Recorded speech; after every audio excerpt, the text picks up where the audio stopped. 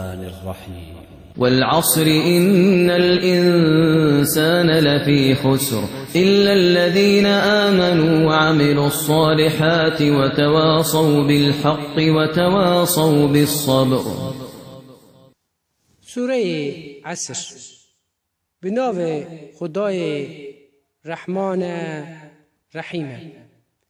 به عصر سنبه به راستی مروف همو زیان دانه لبله کوه باوری آنینو کارن قنچ کرنو لسر حقی و صبره هف شیرت کرن دجیوینه ورن ام هنک تفسیراوی سورهی بکن. والعصر بعصر سنبه خدا انجق کاره تشتک دی سنبه خواه مسلمان لازمه کو صرف سن خدا بکن. این الانسان لفی خسر انسان همو خسران دانه زیان دانه لبله این الذین آمنوا که او کسی ایمانتی و عمل الصالحات یا عمل صالح دکن دجیوه هند بینین کو ایمان و عمل ویرا دجن منکاوا هر کاجای خود بکه ایمان پی عمل نابه عمل پی ایمان نابه.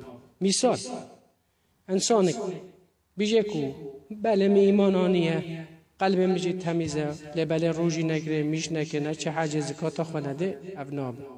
آن عمل بکه ایمانوی نسالم به عقیدوی نسالم به اوجی شنان ایمان و عمل ویران هندیج نخسرانه داره کی نو و تواصوا بالحق و تواصوا بالصبر.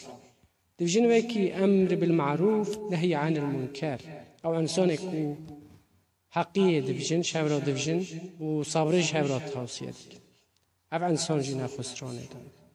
مسلمانتی نگو دینک ولی یکو مو مالا خوارونه آن بچه سر چیه و خوش طبلوم خواه دور بخه. نا مسلمان لازمه که هر دم حقیه بیشه کار به دست خواه نراستی هلده هکر نکار به دست خواه لازمه دو خواه بیشه نکار به دو خواه جاو بکه لازمه قلب خواه بغض بکه که پیغمبر ما صلی الله علیه وسلم دوجه که واسونه دا اشارت دا ایمانا ضعیفه لازمه که عین زمان ده صبرهجی توصیه بکه دما برای کت تنگی دانه لازمه صبرهجی توصیه برای خواه بکه.